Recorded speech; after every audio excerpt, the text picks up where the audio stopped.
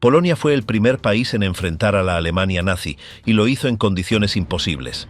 Con fronteras extensas y abiertas, sin defensas naturales y con un ejército aún en proceso de modernización, tuvo que resistir una invasión que estaba preparada con precisión y ejecutada con una violencia desconocida hasta entonces. El 1 de septiembre de 1939, las tropas alemanas cruzaron sus límites desde el norte, el oeste y el sur, apoyadas por bombardeos aéreos que golpeaban tanto objetivos militares como ciudades enteras. En cuestión de días, las comunicaciones colapsaron y las principales urbes quedaron bajo ataque constante. Aún así, las fuerzas polacas ofrecieron resistencia en múltiples frentes, improvisando defensas y buscando tiempo en espera de un apoyo aliado que nunca llegaría. El 17 de septiembre, cuando todavía se combatía en varios puntos, el Ejército Rojo entró desde el este, completando la partición acordada en secreto con Alemania. En apenas 5 semanas, el país fue aplastado, dividido y entregado a 2 ocupantes totalitarios.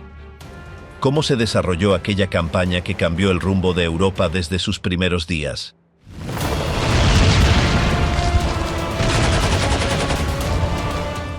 Franciszek Honiok, el cadáver que Hitler necesitaba para comenzar la guerra. Solo existe una fotografía conocida de Franciszek Honiok. Fue tomada en alguna ocasión familiar, tal vez durante una visita al tribunal, y lo muestra con traje y corbata, el cabello rubio oscuro comenzando a escasear en las sienes y una mirada pálida pero firme. Medía unos 158 centímetros, un poco por debajo del promedio, y su aspecto algo descuidado resaltaba su apariencia común, casi completamente irrelevante. Quizá esa fue la razón de su destino. Cuando este hombre soltero de 41 años fue llevado por sus captores, se le vio confundido, sin entender por qué lo arrestaban, aunque no dijo palabra alguna. Seguramente fue seleccionado desde un archivo en la sede de la Gestapo en la Prinz Albrecht Straße de Berlín, donde buscaban con urgencia un polaco con antecedentes de activismo antialemán para un fin no especificado. Honiok encajaba demasiado bien. Nacido en la provincia alemana de Alta Silesia en 1898, había combatido del lado polaco en los levantamientos silesianos tras la Primera Guerra Mundial. Luego de un tiempo en Polonia, regresó a Alemania en 1925 y tuvo que pelear contra una orden de expulsión, llegando incluso a presentar su caso ante la Liga de las Naciones en Ginebra. Aunque ya no era tan activo en 1939, en su pueblo natal de Hohenlieben seguía siendo conocido como defensor de la causa polaca. El 30 de agosto fue trasladado primero a los cuarteles de Beuthen, donde le ofrecieron algo de comida y agua, y luego a la sede de la Gestapo en Oppeln, donde pasó una noche encerrado en una sala de archivos. Durante todo el trayecto, sus vigilantes anotaron que se mostraba apático, con la cabeza baja y sin decir una palabra. Nadie le habló salvo por instrucciones breves, y no fue registrado oficialmente en ninguno de los lugares por los que pasó. Su identidad debía mantenerse oculta. La mañana siguiente, el 31 de agosto, fue llevado a la comisaría de Gleiwitz y encerrado solo, nuevamente sin que quedaran registros. Ese sería su último día con vida. Horas más tarde, en el Hotel Haus Oberschlesien, el mayor de las SS Helmut Naujoks daba instrucciones finales a su grupo de 6 hombres. Tenía 27 años y era originario de Kiel. Se había unido a las SS en 1931 tras pasar por la universidad y recibir una golpiza de un comunista. Lo llamaban gángster intelectual y contaba con el respaldo de Reinhard Heydrich, jefe de la policía alemana. Fue por órdenes de Heydrich que Naujoks llegó a Gleiwitz, haciéndose pasar por ingeniero de minas, aunque su misión real era organizar una operación encubierta para simular un ataque polaco contra Alemania. Las relaciones entre ambos países ya eran tensas desde hacía años, agravadas por la pérdida de territorios alemanes tras el Tratado de Versalles, como la Alta Silesia, Posen y el Corredor Polaco. Hitler, además de su racismo, buscaba expandirse hacia el este. En el verano de 1939 quería guerra, no concesiones. Pero había 2 obstáculos. Polonia tenía el respaldo de Francia y Reino Unido, y el pueblo alemán no deseaba otra guerra. Por eso, Hitler necesitaba justificar su ataque, mostrar a Polonia como agresora y a Alemania como víctima. En una reunión el 22 de agosto, dijo que daría una razón propagandística para iniciar el conflicto, aunque fuera poco creíble. Dijo textualmente que el vencedor nunca es cuestionado por decir la verdad. En ese contexto, la ofensiva de propaganda nazi se intensificó. Aunque las SS lideraban las acciones, la inteligencia militar también participó. En la última semana de agosto, ocurrieron diversos atentados falsamente atribuidos a grupos polacos. En Cieszyn estalló una bomba en un monumento. En Poznań, otra en una librería alemana. En Nowy Sącz, un puente ferroviario fue destruido.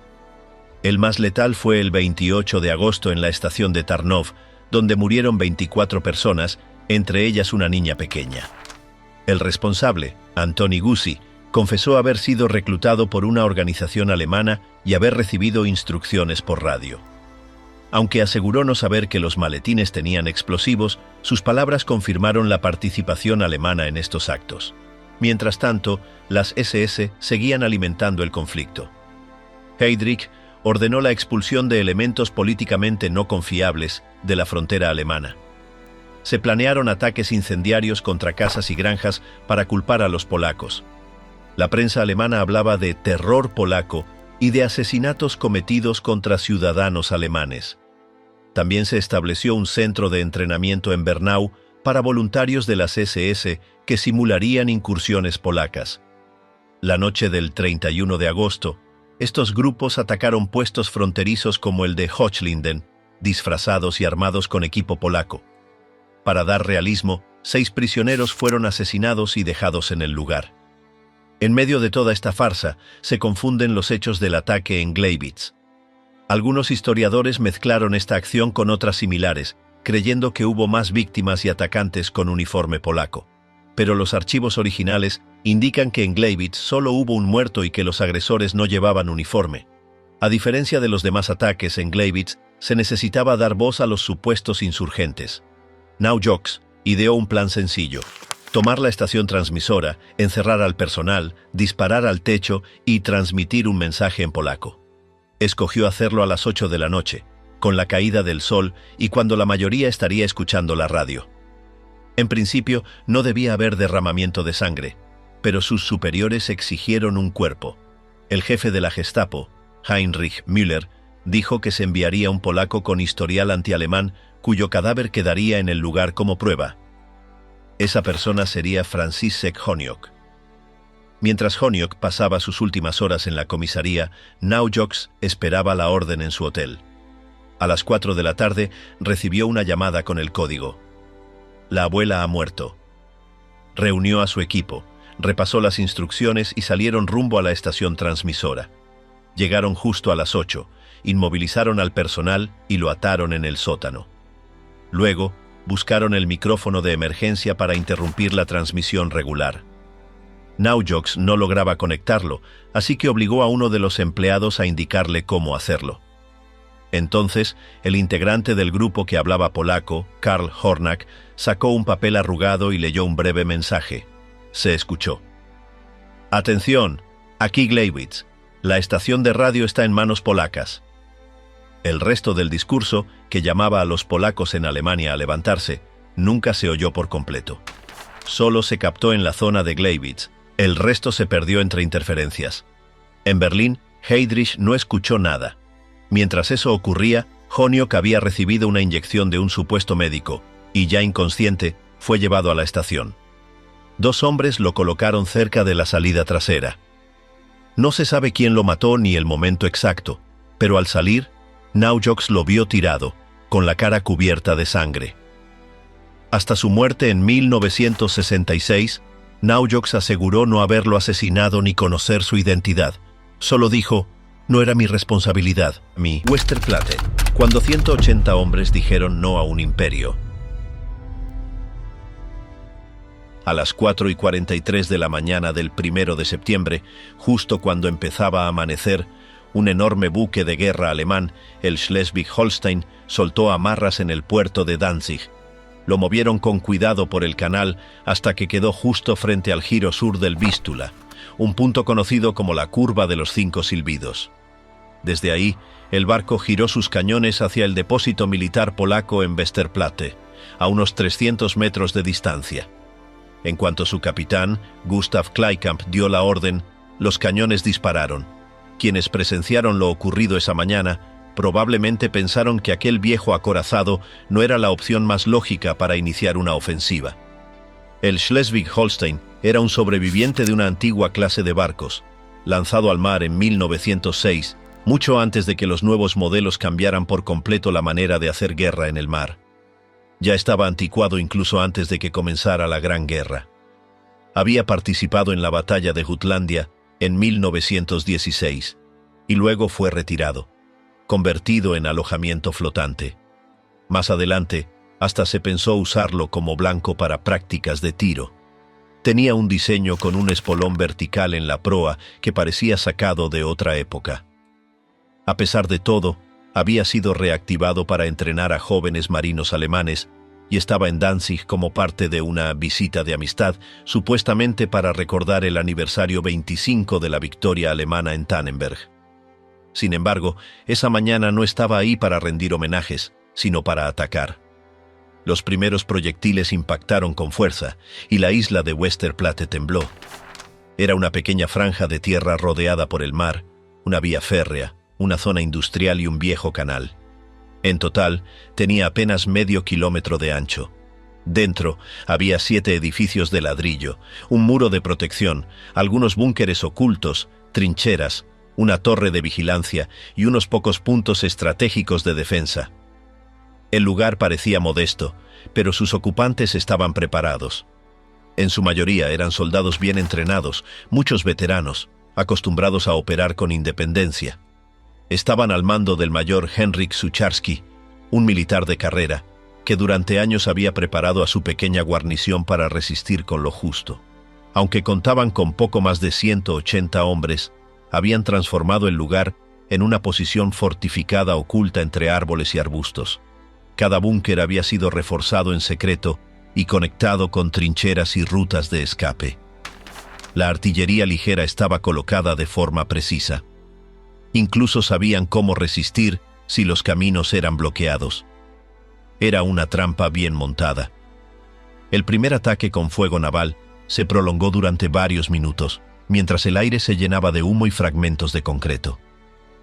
Apenas terminaron los disparos desde el barco, un grupo de asalto compuesto por más de 200 hombres, miembros de unidades de élite alemanas, avanzó por el canal desde donde había disparado el acorazado. Tenían órdenes claras: tomar Westerplatte rápido, con fuerza y sin permitir que nadie saliera vivo, pero no esperaban la reacción. Desde los arbustos y estructuras semienterradas, los defensores abrieron fuego con ametralladoras y fusiles automáticos. El grupo atacante quedó atrapado en un fuego cruzado que no les daba respiro. En cuestión de minutos, retrocedieron con varias bajas. El asalto sorpresa había fracasado. Al poco tiempo, un segundo grupo intentó acercarse desde el lado opuesto, por una zona menos vigilada. También fueron repelidos. Los disparos de precisión desde las posiciones camufladas impedían cualquier avance. Durante ese primer día, hubo múltiples intentos, pero ninguno logró penetrar las defensas. El segundo día, los atacantes volvieron con artillería más pesada. Dispararon morteros y lanzaron obuses desde nuevas posiciones cercanas. También trajeron cañones de asalto sobre rieles, intentando perforar las estructuras de ladrillo. Pero muchas de esas construcciones estaban reforzadas internamente y soportaban el impacto. Además, la vegetación y los escombros empezaban a ocultar aún más las posiciones defensivas. Aunque algunas secciones sufrieron daños, el grueso de la resistencia seguía firme.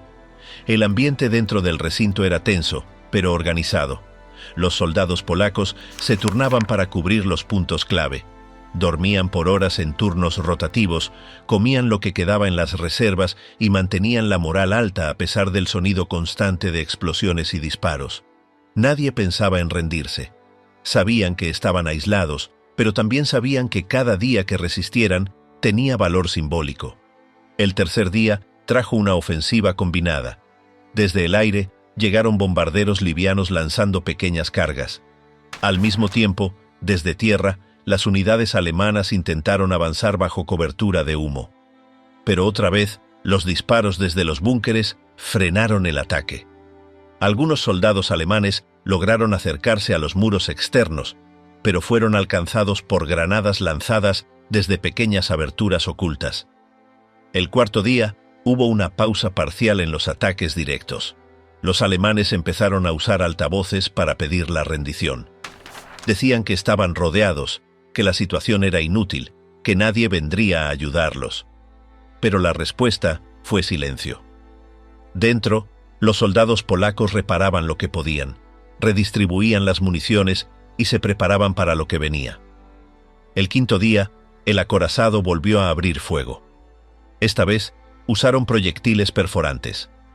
Varios impactaron cerca de los muros principales, causando derrumbes parciales. Un almacén fue alcanzado y se incendió. El humo negro cubrió parte de la isla. A pesar de eso, los defensores seguían respondiendo con precisión.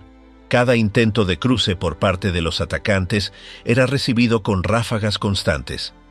El sexto día, los bombardeos fueron más intensos. Se intentó un ataque nocturno, con unidades especiales que cruzaron por el canal en pequeñas embarcaciones. La oscuridad no les sirvió de mucho. Focos escondidos se encendieron de repente y dejaron a los invasores expuestos. Las ametralladoras volvieron a sonar. El agua se llenó de escombros y cuerpos. No avanzaron ni un metro más. Al amanecer del séptimo día, los restos del edificio principal estaban parcialmente destruidos. El comandante polaco sabía que no podrían resistir mucho más. La mayoría de las municiones se habían agotado. Varios estaban heridos y había pocas medicinas.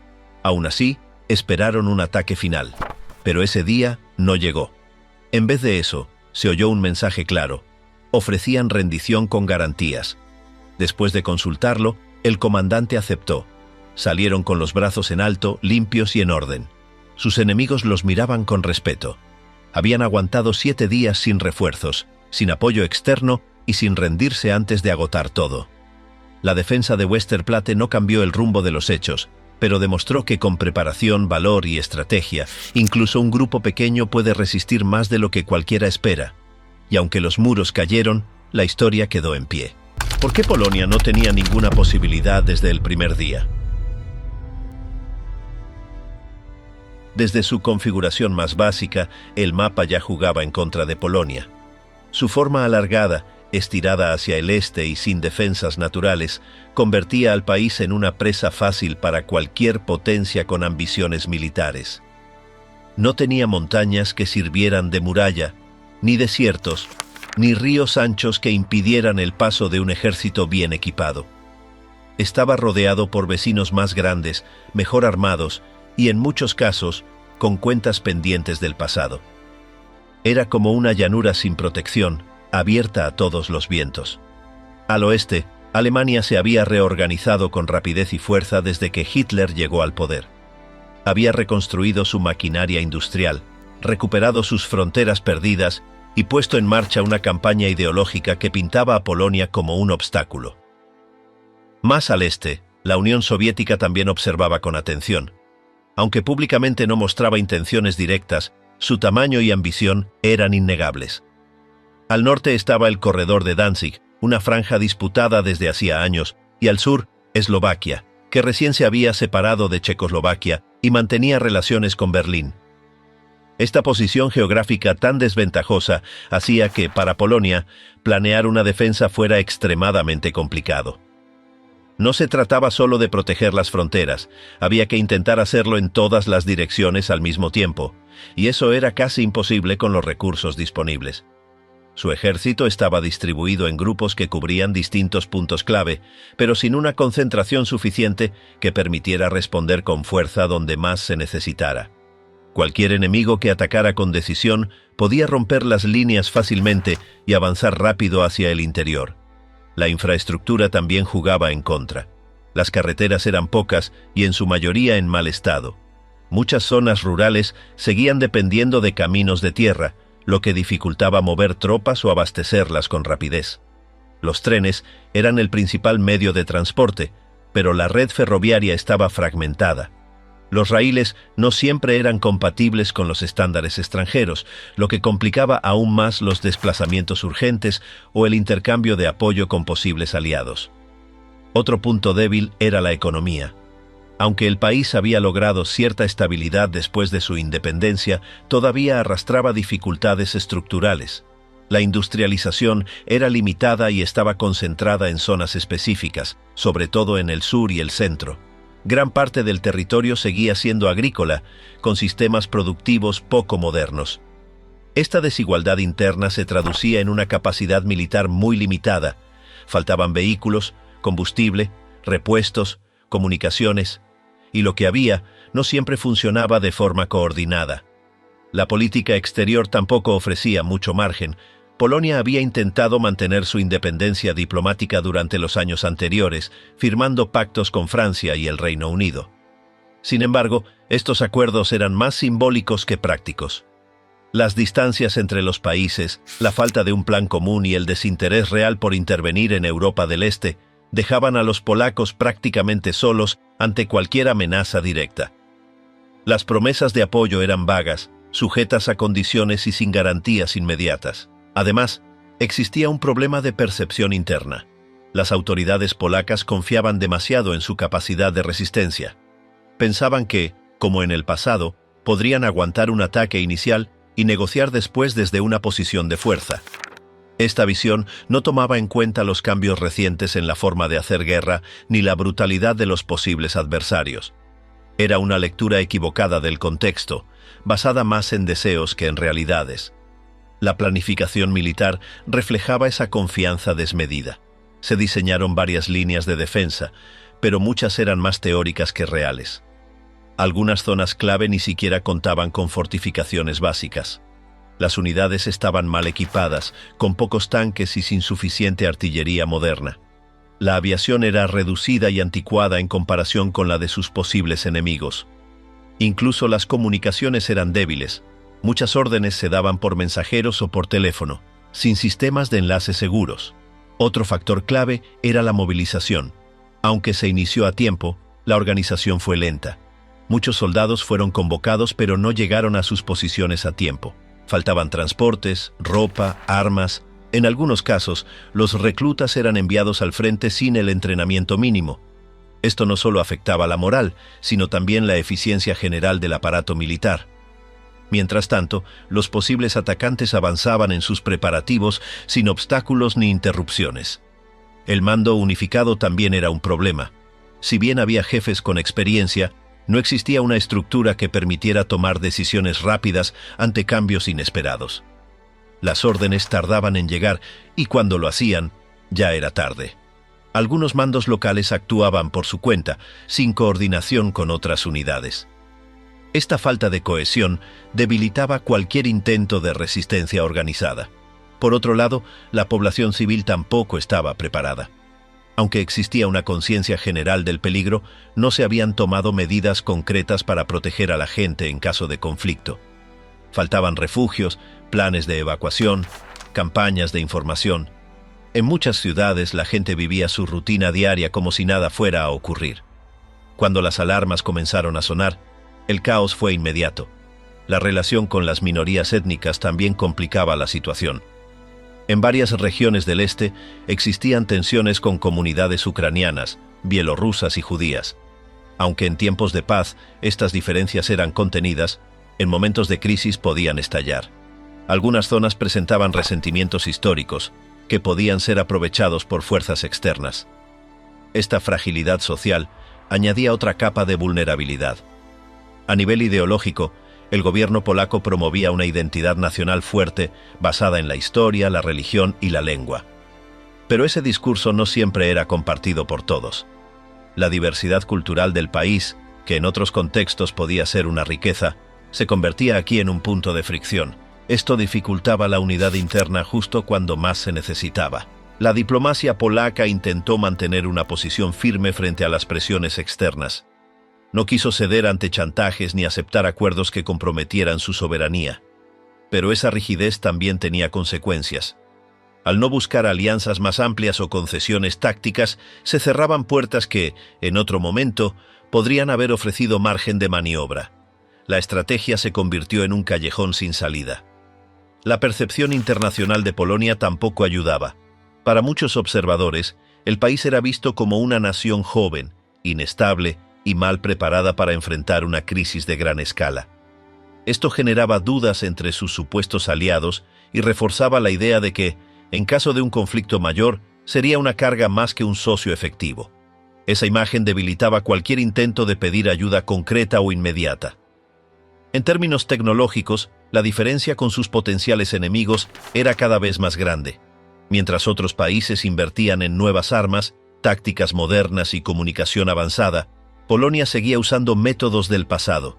Incluso en entrenamiento, muchas prácticas estaban desactualizadas. Esto ponía en desventaja a los soldados desde el primer día, incluso antes de que comenzara cualquier movimiento en el terreno. El clima político interno tampoco ayudaba. Aunque el país contaba con un gobierno estable, existían divisiones entre civiles y militares y entre diferentes ramas del poder. Algunas decisiones importantes se tomaban de forma tardía o sin el consenso necesario. Esta falta de claridad generaba confusión y frenaba la respuesta ante situaciones urgentes. Por último, estaba el factor psicológico. Muchos líderes y ciudadanos confiaban en que la amenaza no se concretaría. Pensaban que el enemigo no se atrevería a dar el primer paso o que otros países intervendrían a tiempo. Esta ilusión colectiva retrasó decisiones clave y permitió que se subestimara la magnitud del peligro. Para cuando se dieron cuenta, ya era demasiado tarde. El avance del caos. Cómo Alemania destrozó Polonia en una semana. Al amanecer, las sirenas comenzaron a sonar sin descanso y las ciudades, aún dormidas, se estremecieron con el rugido de los motores en el cielo, mientras las primeras bombas caían con precisión sobre los puntos clave: estaciones, carreteras, aeródromos y depósitos. En cuestión de minutos, la calma desapareció por completo. La población civil, desorientada, empezó a correr sin saber a dónde. Las calles se llenaron de humo, gritos y confusión. Sin advertencias previas ni tiempo para reaccionar, todo ocurrió al mismo tiempo, como un golpe sincronizado. Las divisiones alemanas no avanzaban como antes lo hacían los ejércitos tradicionales. No se trataba de una línea recta ni de un asedio clásico, sino de un avance en profundidad, rompiendo con velocidad las defensas más débiles, dispersando unidades mal coordinadas y sembrando el caos tras cada paso, con columnas de tanques apoyadas desde el aire que se movían rápido, dejando pueblos en ruinas, mientras algunas guarniciones intentaban resistir, pero eran superadas en número y armamento, haciendo que en pocas horas la estructura organizativa polaca comenzara a desmoronarse. Las carreteras se colapsaron no solo por los vehículos militares, sino también por la cantidad de personas que huían: familias completas, ancianos, niños, carros de caballos, bicicletas, incluso animales. Todos intentando alejarse del frente.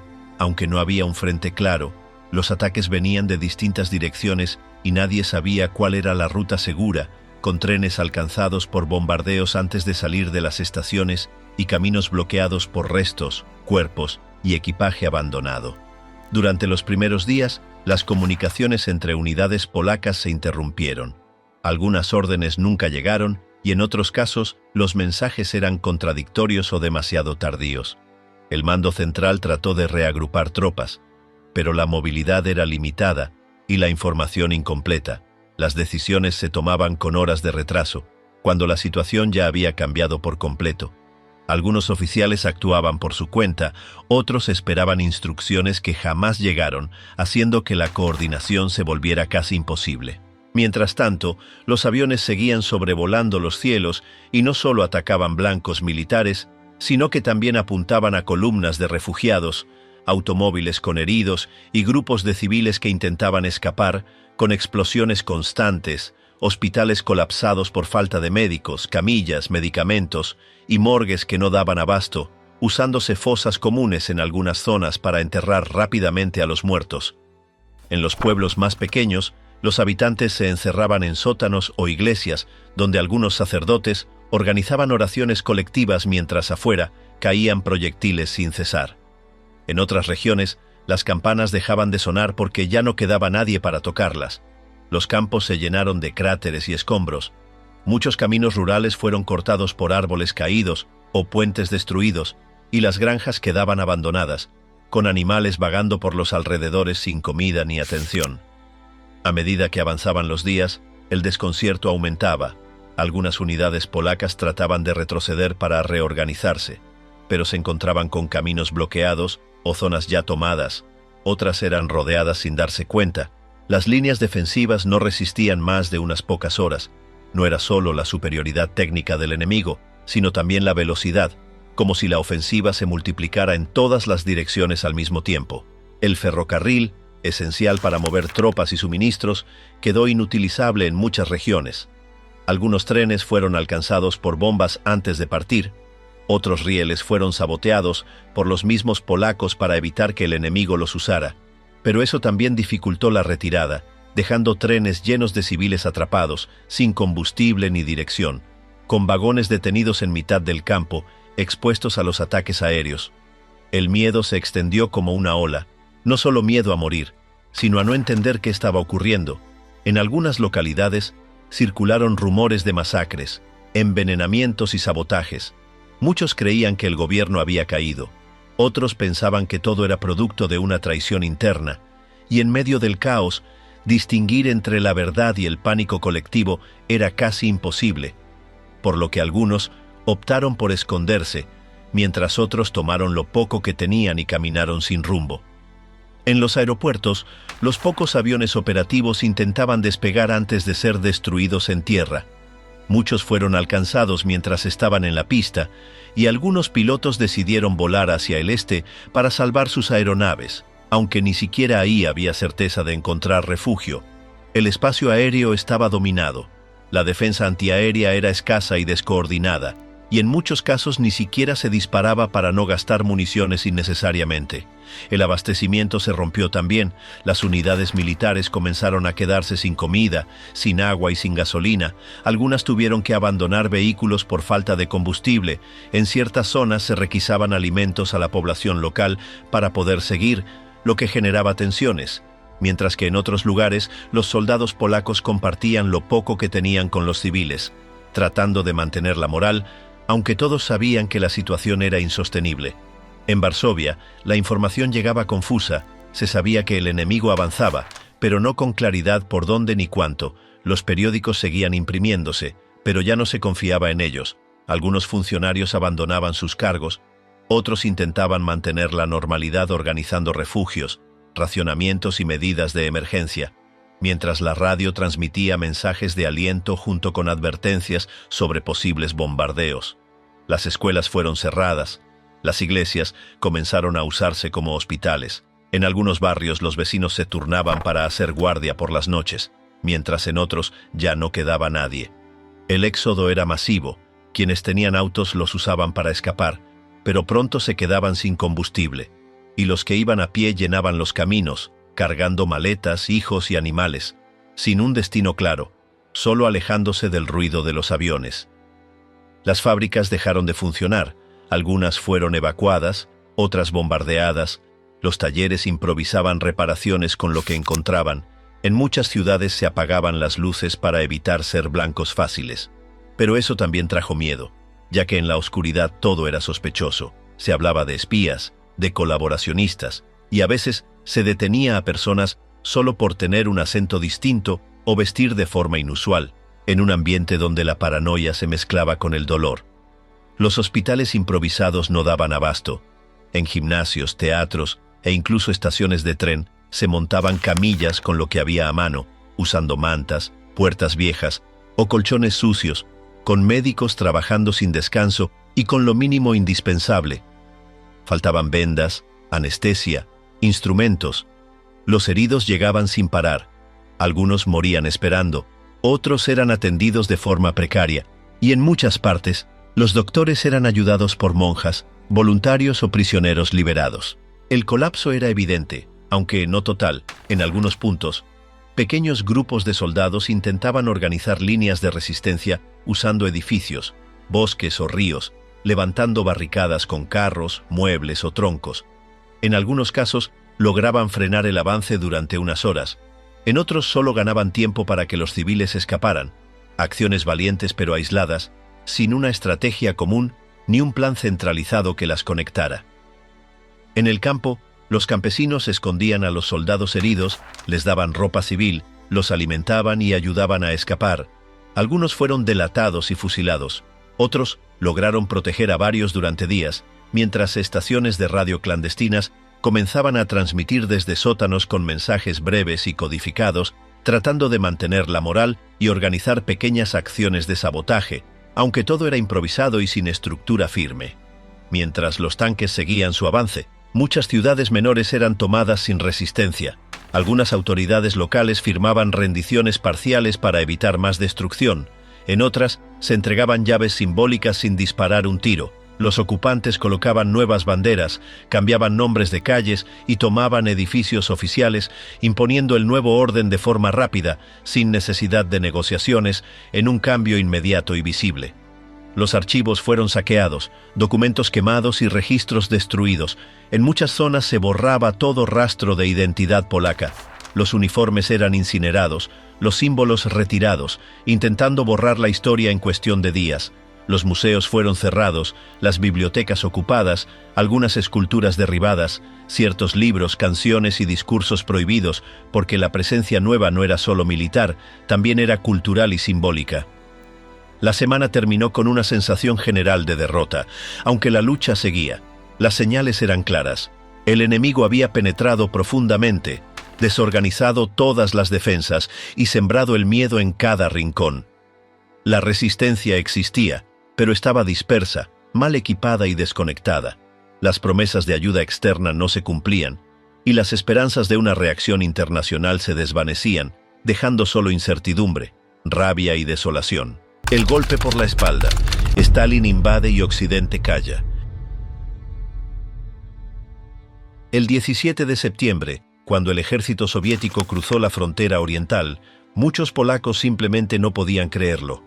Durante semanas habían escuchado rumores, pero la confirmación llegó cuando vieron soldados que no usaban uniformes alemanes ni hablaban alemán, sino que iban vestidos de forma distinta, hablaban ruso y se presentaban como aliados, aunque no venían a ayudar.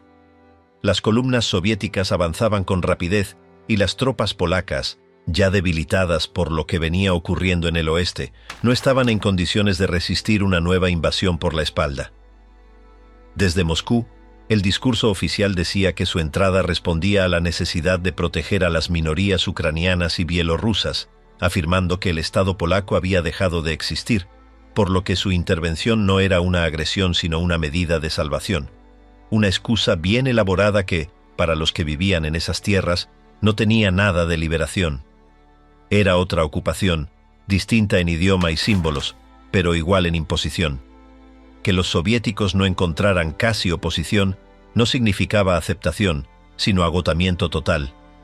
Las autoridades polacas no sabían cómo actuar. Algunos querían resistir mientras otros buscaban evitar un conflicto doble que parecía inevitable. En el este, la situación ya era caótica incluso antes de la llegada soviética. Muchas unidades polacas estaban en retirada o completamente desconectadas del mando central. No había líneas claras de defensa ni recursos suficientes. La moral estaba por el suelo, la logística colapsada y los mensajes que llegaban eran contradictorios. Cuando se confirmaron los reportes del avance soviético, algunos mandos decidieron rendirse sin combatir, otros intentaron negociar, y aunque hubo enfrentamientos esporádicos, no existió una resistencia organizada, no por falta de voluntad, sino porque simplemente ya no había forma de hacerlo. Las tropas soviéticas actuaban con seguridad y determinación, tomaban ciudades, desarmaban soldados polacos, reemplazaban banderas y se instalaban rápidamente en los edificios públicos, sin dar señales de improvisación, como si supieran con exactitud qué hacer y a dónde ir. En muchos lugares, los habitantes salían a mirar con una mezcla de miedo y curiosidad, sin saber si debían resistir, huir o adaptarse, ya que mientras unos habían oído que los soviéticos venían a liberarlos, otros sospechaban que esto solo era el inicio de otra etapa de ocupación. Con el tiempo la mayoría comprendió que esa llegada no traía alivio, sino nuevos temores. Los diplomáticos polacos intentaron obtener apoyo urgente. Desde Londres y París se enviaron informes desesperados advirtiendo que la doble invasión estaba en marcha, con la esperanza de una reacción inmediata de sus aliados. Una condena, un mensaje claro, alguna acción militar. Pero no pasó nada. En Francia y Reino Unido, los líderes eligieron el silencio. Nadie quiso abrir un segundo frente ni considerar declarar la guerra a Moscú. El tema simplemente se evitó. Para los polacos fue una traición. Los tratados firmados prometían ayuda en caso de agresión, pero ahora se revelaban con límites invisibles que ese día quedaron brutalmente expuestos. En algunos lugares, las fuerzas soviéticas incluso parecían coordinarse con los alemanes. No hubo enfrentamientos entre ellos. Al contrario, se vieron escenas donde ambos ejércitos se saludaban, intercambiaban información e incluso prisioneros, y en ciertas ciudades los soviéticos llegaban justo después de que los alemanes se marchaban. Aunque oficialmente no existía una alianza, la coordinación era evidente. Para los polacos, esto era una pesadilla.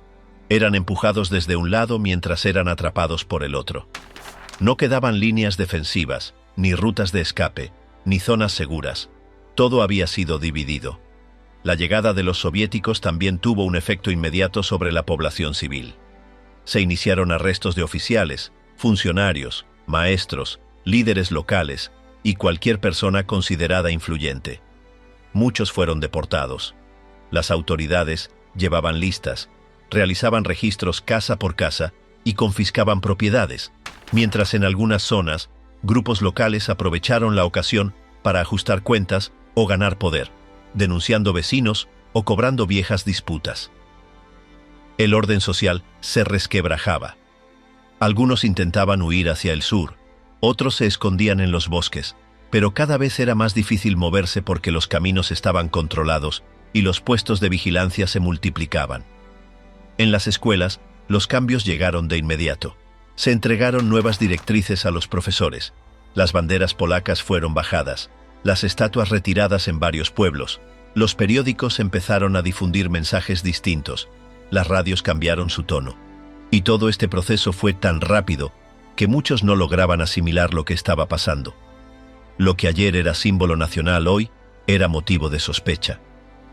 Se recomendaba no hablar de ciertos temas, evitar discusiones, actuar con cautela. El miedo no era ruidoso, sino lento, silencioso. Se infiltraba en las conversaciones, en los gestos, en la forma de mirar o de callar. En áreas rurales, la reacción fue distinta. Algunas comunidades no comprendían bien lo que ocurría, veían pasar tanques, escuchaban nuevas voces, pero seguían con sus tareas cotidianas, aunque pronto también ellos sintieron el cambio. Nuevos impuestos, confiscaciones, patrullas permanentes. Las festividades religiosas fueron restringidas, las reuniones públicas necesitaron autorización, y poco a poco se impuso una nueva forma de vida, sin consulta ni aviso, sin posibilidad de objeción. El avance no era caótico, era metódico, preciso, sin fisuras. En la frontera sur, muchos intentaron cruzar hacia Rumania o Hungría, buscando alcanzar un lugar neutral, escapar de esta doble tenaza. Algunos lo lograron, otros fueron interceptados, ya que los controles aumentaban y los caminos eran cada vez más difíciles. Quienes conseguían cruzar a veces eran internados, otros recibidos por comunidades polacas en el exilio. Así nació una diáspora que creció rápidamente, multiplicando los relatos de quienes huían y cada uno contaba una versión distinta de una misma catástrofe. Los oficiales de alto rango enfrentaban decisiones desesperadas. Algunos se desmovilizaron, otros se ocultaron, algunos se quitaron la vida para no caer en manos enemigas. Varios intentaron reorganizar fuerzas en el sur, pero ya no había recursos. Las rutas estaban cortadas, las comunicaciones caídas. El Estado parecía disuelto. Existían todavía estructuras, pero vacías. Muchos oficiales desaparecieron, se refugiaron en casas campesinas, adoptaron nuevas identidades, se mezclaron entre la gente. No era rendición, pero tampoco sabían cómo continuar la lucha. En el extranjero, los polacos exiliados luchaban por informar. En Londres, París y Nueva York, enviaban cartas, organizaban conferencias, pedían apoyo, pero la atención mundial estaba en otro lado. Los periódicos hablaban del avance alemán, de las decisiones francesas, del debate interno en el Reino Unido, y la invasión soviética pasaba desapercibida. Algunos diplomáticos intentaban mantener viva la causa, pero cada vez eran menos escuchados. La sensación de abandono crecía. Lo que fue sorpresa se convirtió en resignación. Los archivos estatales eran vaciados, documentos escondidos, quemados o enterrados por miedo a que cayeran en manos enemigas. Las universidades cerraron, los teatros también, las iglesias empezaron a ser vigiladas. La vida cultural fue silenciada. Algunos artistas intentaron seguir creando en secreto, otros escaparon. Se hablaba en voz baja, se confiaba solo en los más cercanos. No era una opresión explosiva, sino una atmósfera densa de vigilancia constante. Con el paso de los días, la nueva administración se consolidó. Comités designados, oficinas abiertas, nuevas reglas impuestas. Cambiaron los símbolos, las monedas, los libros escolares, la lengua oficial en los documentos, las banderas en los actos públicos. Muchos participaron por miedo, otros por conveniencia, algunos porque ya no veían alternativa. La adaptación era forzada, pero eficiente. En pocas semanas, los vestigios visibles del Estado polaco desaparecieron del paisaje. El frente occidental estaba cerrado. En el este, la ocupación soviética era un hecho. Pensar en una resistencia prolongada dentro del país se volvió irreal. Solo quedaba una vaga esperanza de reconstrucción desde el exterior, pero no era un plan, apenas una ilusión. Lo cierto era que Polonia había sido dividida otra vez, sin una batalla decisiva, sin negociación, sin posibilidad de defensa, no por falta de coraje, sino por el tamaño de los enemigos y por la ausencia de aliados que actuaran. Las iglesias se volvieron centros de refugio espiritual. No ofrecían protección física, pero sí consuelo. En muchos lugares, la misa fue un acto de resistencia simbólica. Se rezaba por los desaparecidos, los presos, los que habían escapado. Algunos sacerdotes eran vigilados, otros arrestados. La represión era constante aunque sin grandes espectáculos. Todo se hacía con cuidado, pero sin pausa. El objetivo estaba claro: destruir cualquier foco de cohesión nacional. Y mientras tanto, los niños seguían creciendo. No comprendían del todo lo que pasaba. Jugaban con restos de uniformes, imitaban a los soldados, hacían preguntas que rara vez eran respondidas. En casa se hablaba poco, se evitaban los temas sensibles. Las paredes escuchaban. El silencio era una forma de protección, una estrategia de sobrevivencia. Lo que quedaba era una sociedad fracturada, confundida, herida, no solo por la violencia visible, sino por la rapidez con que todo cambió. En cuestión de días, se rompió la continuidad del Estado, se perdió el control del territorio y se instaló el miedo en todos los niveles, mientras las potencias del mundo miraban, calculaban y guardaban silencio. Ejecuciones, torturas y venganza, el terror nazi contra los indefensos.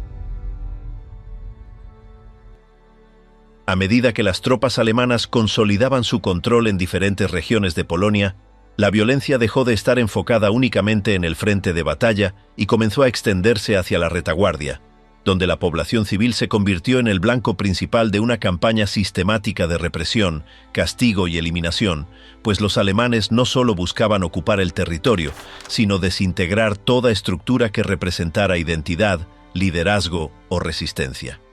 La invasión se transformó rápidamente en una política de terror que no distinguía entre edad, condición social o actividad previa, ya que cualquier polaco podía ser considerado sospechoso o enemigo.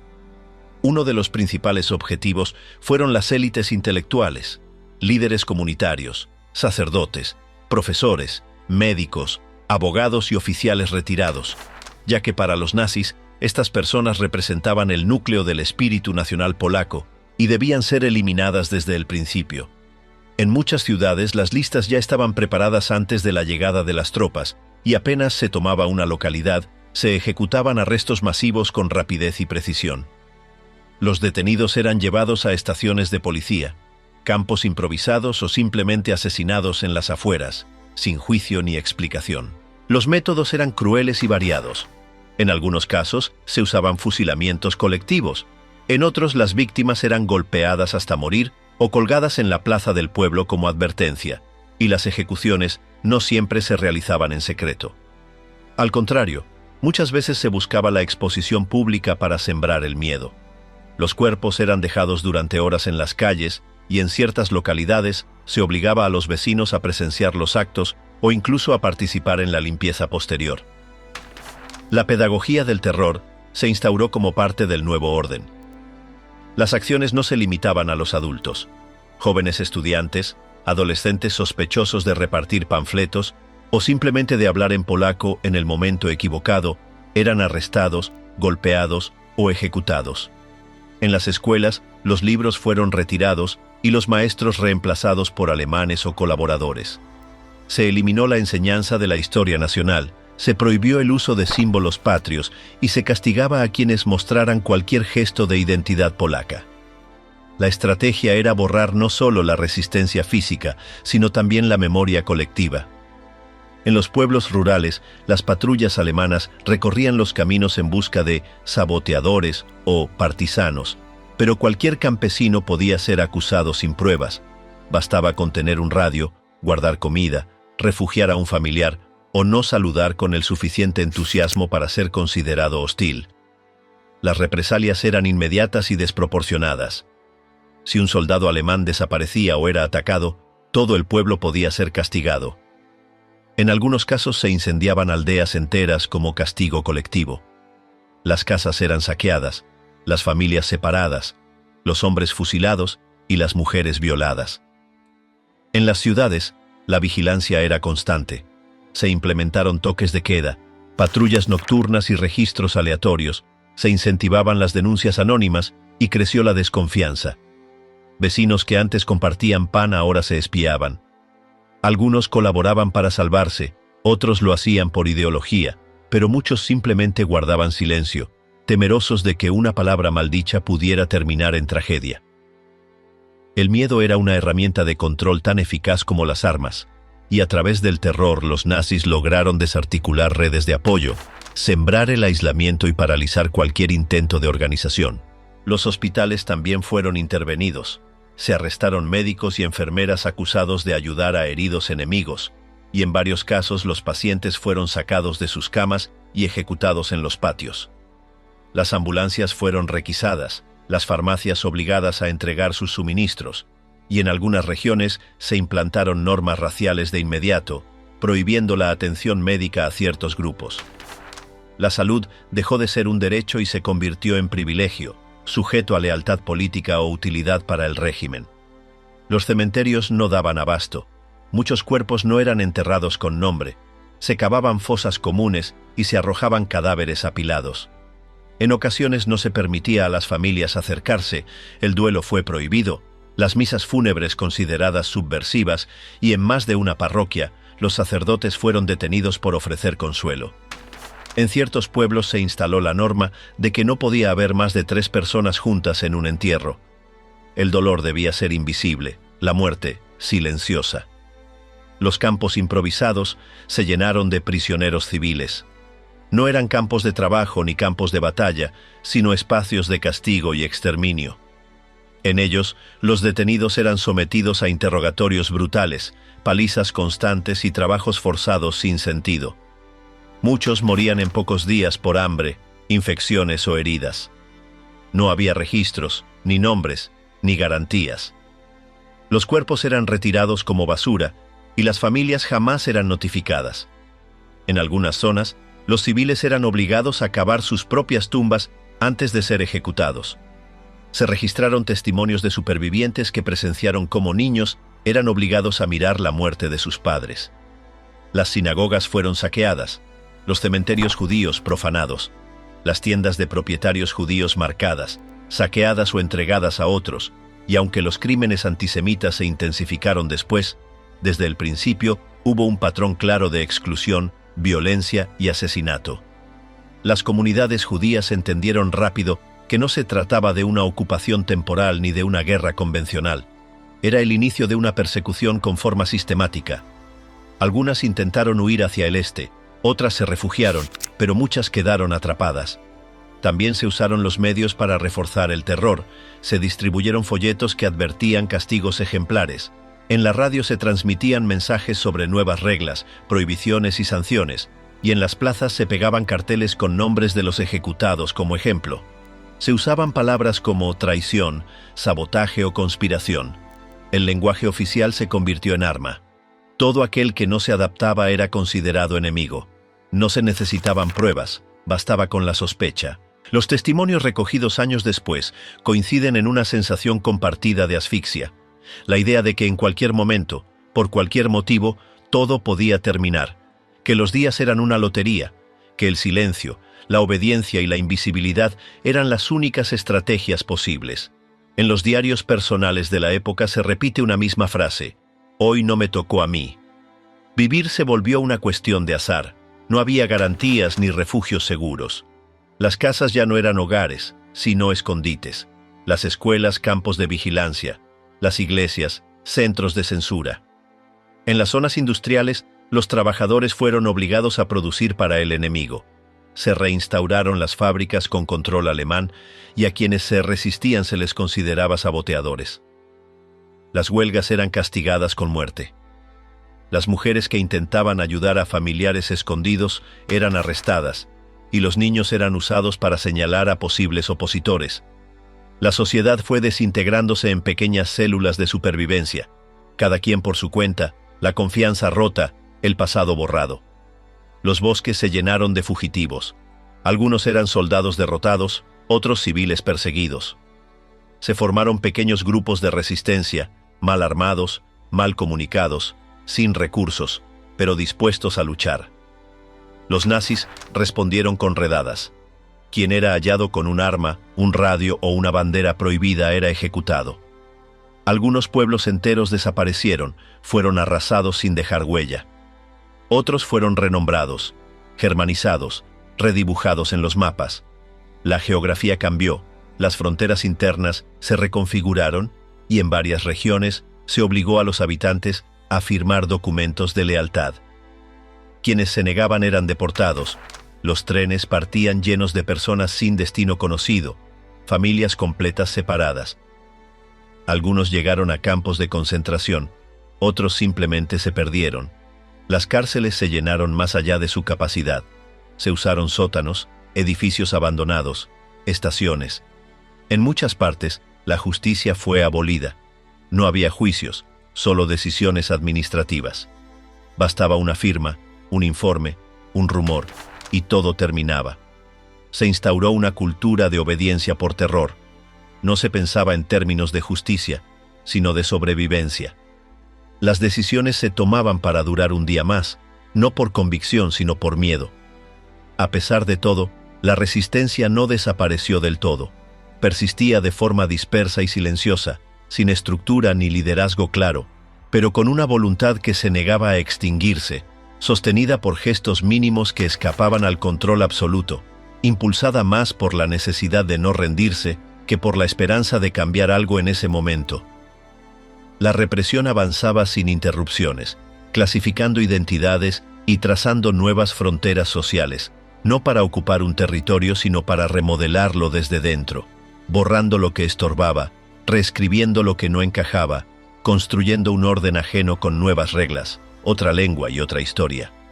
Lo que quedó fue una sociedad reducida a fragmentos, despojada de sus referentes, empujada al silencio, con miedo en la mirada y cuidado en cada palabra, pero todavía aferrada, en lo más profundo, a una memoria que no podía ser del todo borrada, a una identidad que seguía viva aunque no se pronunciara, y a una rabia muda que, aunque contenida, no había desaparecido. El país saqueado.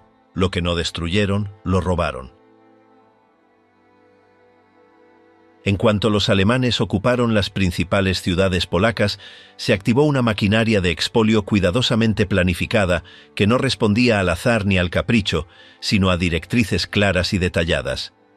No bastaba con conquistar el territorio, había que vaciarlo. Se trataba de reducir a Polonia a una fuente de recursos, sin alma, sin pasado y sin riqueza propia. El saqueo no fue improvisado, sino ejecutado con precisión burocrática. El arte, El dinero, los bienes públicos y privados, los libros, los archivos, las herramientas, incluso los animales, fueron anotados, clasificados y luego enviados hacia el oeste. Las bibliotecas públicas y privadas fueron las primeras en ser desmanteladas.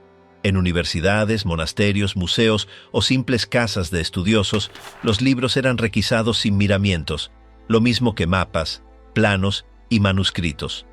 Muchos volúmenes fueron enviados a Berlín o Viena, otros destruidos, y algunos conservados solo si eran útiles al régimen. El objetivo no era solamente robar objetos de valor, sino desarraigar el conocimiento polaco. Se cerraron instituciones educativas, se eliminaron archivos históricos y se dispersaron colecciones enteras. Lo que no podía ser asimilado por la cultura alemana era considerado prescindible o peligroso. Los museos sufrieron un destino similar. Las piezas de arte fueron seleccionadas por expertos enviados desde Alemania, quienes decidían qué objetos debían enviarse a colecciones privadas o a instituciones nazis. Las obras firmadas por autores polacos eran destruidas, ocultadas o sustituidas. En algunas salas vacías se colocaban cuadros de propaganda alemana. En otras, simplemente se clausuraba el edificio. Esculturas, tapices, instrumentos científicos y objetos religiosos fueron sustraídos sistemáticamente. No se trataba solo de arte, sino de una operación de eliminación cultural. La belleza polaca debía desaparecer o servir a otro amo. Los palacios y mansiones también fueron objetivo. Lo que en otros tiempos había sido símbolo de la aristocracia fue convertido en propiedad estatal o cuartel militar. Se retiraban los muebles, las vajillas, las alfombras, los relojes, los cristales. Todo lo que tuviera valor era embalado y transportado.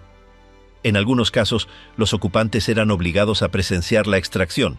En otros, eran desalojados sin explicación. Lo robado no se destruía, sino que era reciclado. Una cama de Cracovia podía terminar en una residencia en Baviera, un espejo de Gdańsk en la oficina de un general en Berlín. En los pueblos, el saqueo adoptaba una forma más directa. Las casas eran vaciadas por soldados o por funcionarios con órdenes escritas. Las familias no tenían derecho a protestar. Daba igual si se llevaban los candelabros, la radio o el trigo almacenado. En muchas aldeas se arrasaba primero y se clasificaba después.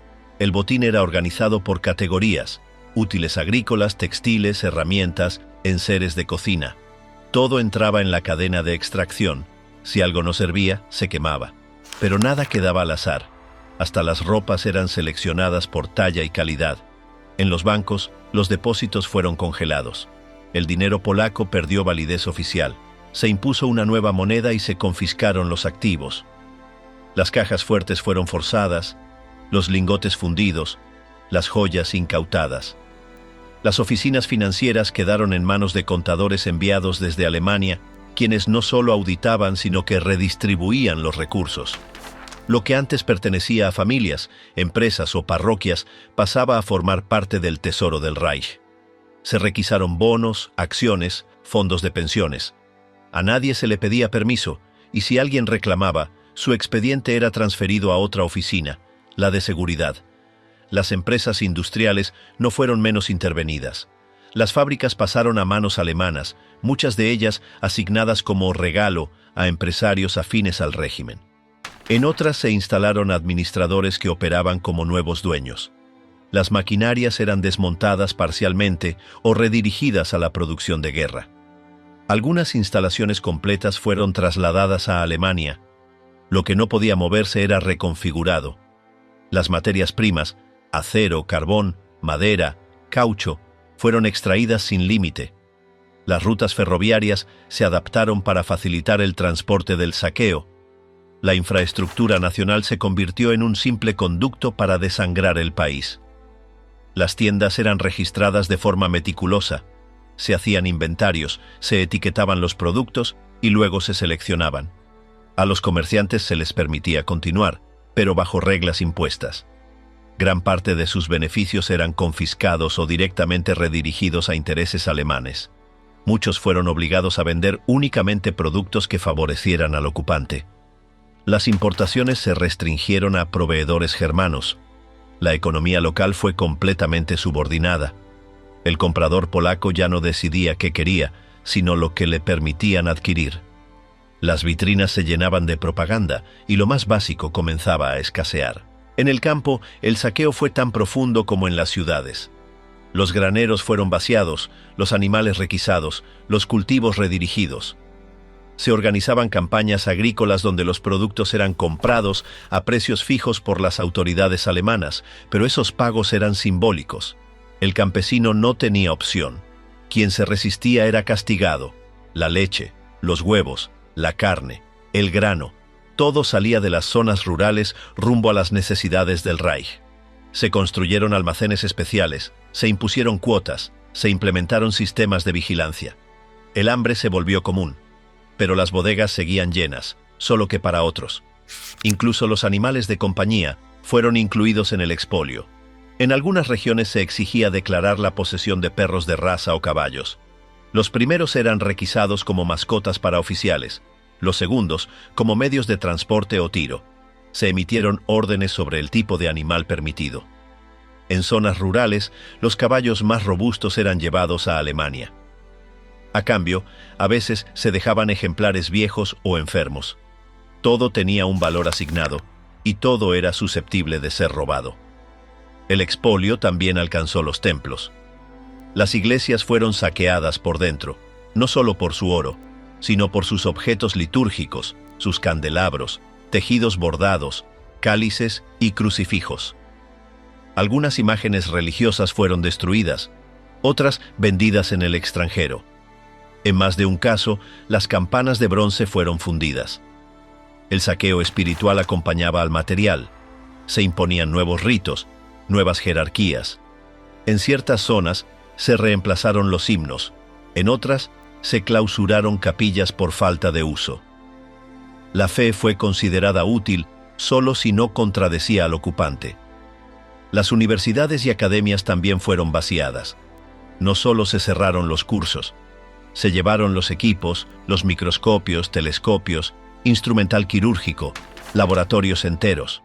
El conocimiento dejó de circular. Las publicaciones cesaron. Las revistas científicas desaparecieron. Algunos archivos fueron trasladados, otros destruidos. Profesores que se negaban a colaborar eran expulsados o silenciados. La investigación fue dirigida a satisfacer intereses ajenos. Se eliminó toda posibilidad de generación autónoma de ideas.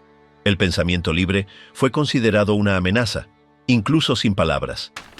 Los archivos estatales fueron objetivo prioritario.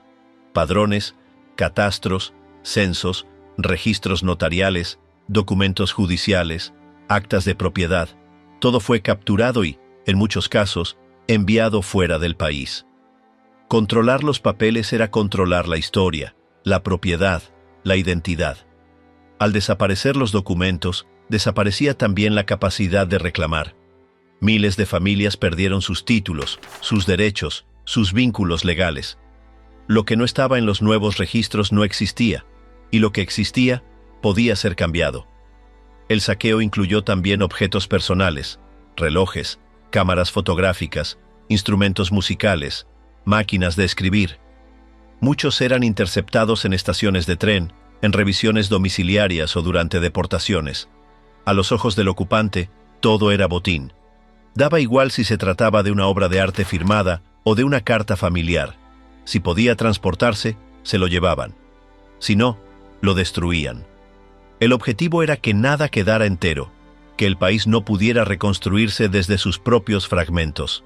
Así, día tras día, lo visible e invisible fue desapareciendo.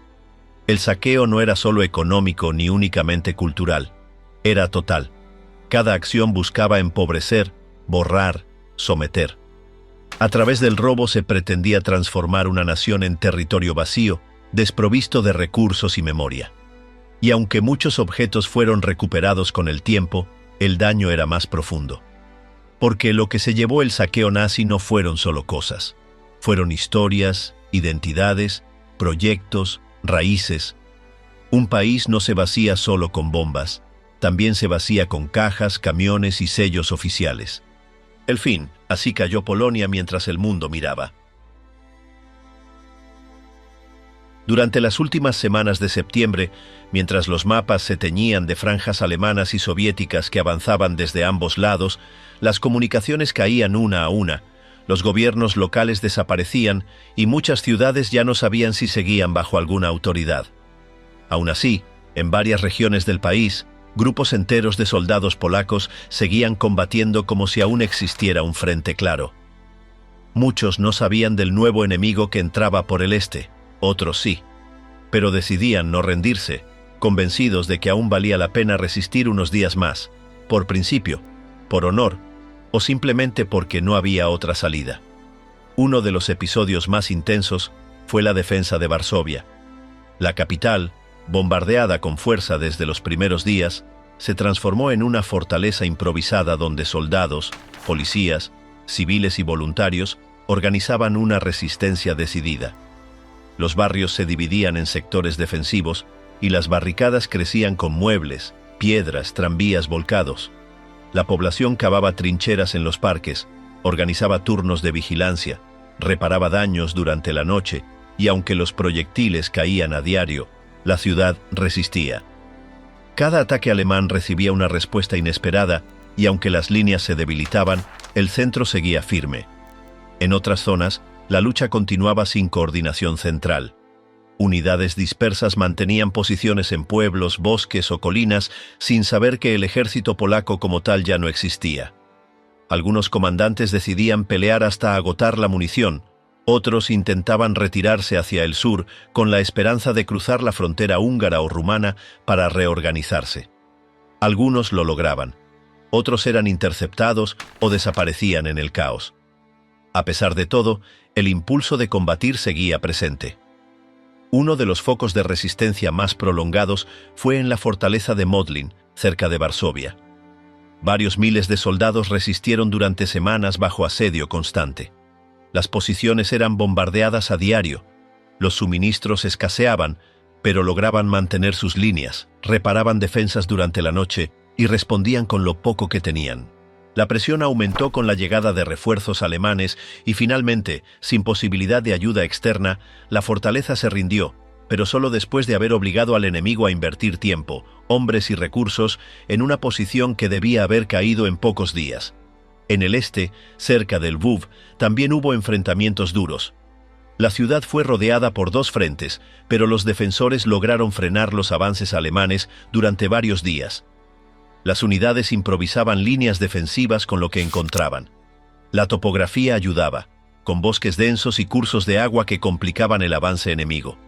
Sin embargo, cuando las tropas soviéticas comenzaron a aparecer desde el otro lado, la situación se volvió insostenible. Atrapados entre dos fuegos, los comandantes decidieron capitular para evitar una destrucción total. Más al sur, ciudades como Przemyśl también ofrecieron resistencia.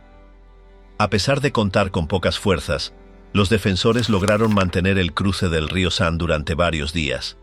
Se organizaban patrullas nocturnas, se reforzaban posiciones con sacos de arena, se trazaban líneas de fuego en calles estrechas. El enemigo avanzaba con tanques y artillería pesada, pero el conocimiento del terreno y la determinación local prolongaron la defensa más de lo esperado. Finalmente la ciudad cayó, pero después de haber causado pérdidas significativas al atacante. En los Cárpatos, unidades enteras se desplazaban por caminos de montaña, intentando llegar a la frontera eslovaca o húngara. No todas lo conseguían. Algunas eran interceptadas por columnas enemigas, otras caían en emboscadas, pero muchas seguían avanzando en pequeños grupos sin contacto con el mando central, cruzando ríos, bosques y pasos nevados. Para ellos la guerra seguía. Su objetivo era salir del país, reagruparse y seguir combatiendo desde el exilio. Algunos lo lograrían y terminarían en Francia o en el Reino Unido. Otros desaparecerían en el camino, dejando su destino en el misterio. En otras zonas, las rendiciones no eran producto de una derrota militar, sino del aislamiento. Algunas guarniciones mantenían sus posiciones sin saber que todo el país ya había colapsado. Los mensajes no llegaban, las radios estaban muertas y en pequeñas ciudades los oficiales recibían delegaciones enemigas con propuestas de rendición que no podían verificar. Algunas aceptaban, agotadas, otras decidían seguir combatiendo hasta tener confirmación. En más de un caso, los combates se prolongaron durante días sin que ninguno de los dos bandos supiera que para el resto del mundo la guerra en Polonia ya había terminado. En la región pantanosa de Polesí, al este, surgió un foco de resistencia liderado por el general Franciszek Kleberg. Con los restos de varias unidades dispersas, logró formar una agrupación de combate que seguía operando cuando el resto del país ya estaba ocupado. Kleberg no improvisaba. Aplicó su experiencia para organizar defensas móviles, adaptar la estrategia al terreno y mantener la moral. Resistieron varios días bajo ataques continuos y, finalmente, sin logística ni posibilidad de huida, se rindieron el 6 de octubre, siendo uno de los últimos focos organizados de resistencia. También hubo actividad naval. Algunos barcos de la flota polaca lograron escapar hacia puertos británicos. Otros fueron hundidos por la aviación. La costa se había perdido desde los primeros días, pero destacamentos navales y defensas costeras siguieron disparando hasta quedarse sin municiones. Cuando eso ocurría, solo quedaba el silencio. Los últimos días de septiembre fueron caóticos. Ya no se trataba de defender un frente, sino de mantener viva la posibilidad de hacer algo más. Los comandantes sabían que el enemigo tenía superioridad total, pero mientras hubiera soldados dispuestos, continuarían. En muchas localidades la resistencia era liderada por oficiales de bajo rango o civiles armados que se negaban a rendirse. Se cavaban trincheras en plazas, se levantaban barricadas con puertas, se usaban iglesias como puestos de mando. Las ciudades que seguían resistiendo no esperaban refuerzos, no quedaban reservas ni aviones ni apoyo extranjero. Pero tampoco se rendían de forma generalizada. Los defensores hacían lo que podían, reparaban armas con piezas sueltas, reutilizaban casquillos, improvisaban explosivos. Las noches servían para reorganizarse, enterrar a los muertos, redistribuir lo poco que quedaba. Cada día sin rendirse era una pequeña victoria, aunque supieran que el final era inevitable. Las comunicaciones entre frentes eran imposibles. Muchas unidades luchaban sin saber qué pasaba a pocos kilómetros. Las órdenes llegaban con mensajeros a caballo o a pie, si llegaban. Los mapas perdían sentido. Todo el país era frente, y al mismo tiempo, ninguno. El enemigo estaba en todas partes, el terreno cambiaba constantemente.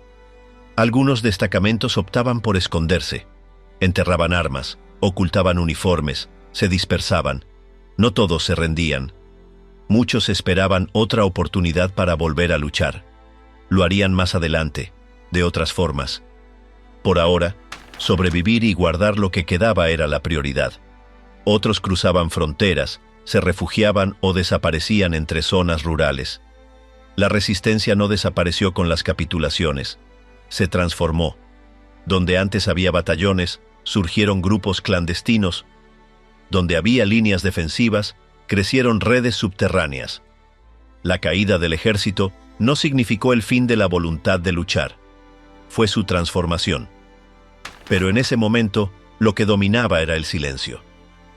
Un silencio tenso, marcado por la derrota, pero también por una voluntad que seguía viva. Los últimos combates fueron breves, desesperados, muchas veces sin sentido estratégico.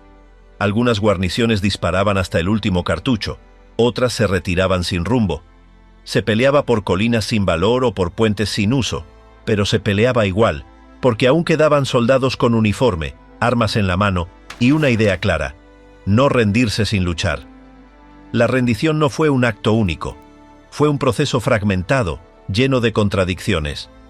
En unas ciudades se firmaban capitulaciones formales, en otras, los soldados dejaban las armas y eran arrestados. Algunos se entregaban en grupo, otros caían solos. No todos fueron tratados igual. Algunos oficiales conservaron sus sables, otros fueron golpeados al ser identificados. El final no fue digno ni uniforme. Dependía de quién estaba al mando, del momento, del lugar. Con el paso de los días, la geografía del combate se reducía.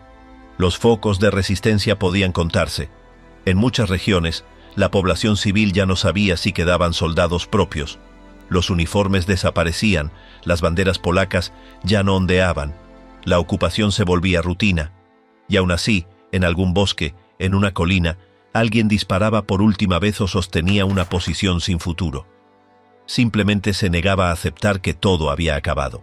La guerra en Polonia terminó oficialmente con la rendición de los últimos combatientes en Kock, pero lo que había ocurrido en apenas 5 semanas ya mostraba al mundo lo que sería la Segunda Guerra Mundial. Los polacos, pese a luchar con valor y destruir cientos de tanques y aviones enemigos, nunca tuvieron una oportunidad real contra 2 ejércitos más grandes, mejor equipados y despiadados. Primero fueron los ataques aéreos alemanes sobre ciudades indefensas, donde miles de civiles murieron bajo las bombas. Luego llegaron las ejecuciones masivas, las represalias y el inicio de una violencia racial que pronto se extendería a toda Europa. Cuando desde el este entró el Ejército Rojo, Polonia quedó atrapada entre 2 totalitarismos que no dudaron en asesinar, deportar y clasificar a millones de personas según criterios de raza o de clase social. El precio humano fue enorme, decenas de miles de soldados muertos hasta 250.000 de víctimas en total, y ciudades enteras convertidas en cenizas. Pero lo que más marcó este episodio fue lo que anunció: la desaparición de la línea que separaba a combatientes y civiles, el uso del terror como herramienta de guerra, la entrada en escena del exterminio sistemático y el cinismo absoluto de los aliados occidentales que, aunque habían prometido ayuda, dejaron sola a Polonia. Así, lo que empezó en septiembre de 1939 no fue solo una derrota militar, sino el prólogo de años de ocupación brutal, del Holocausto y de una Europa que se sumergiría en el conflicto más sangriento de su historia.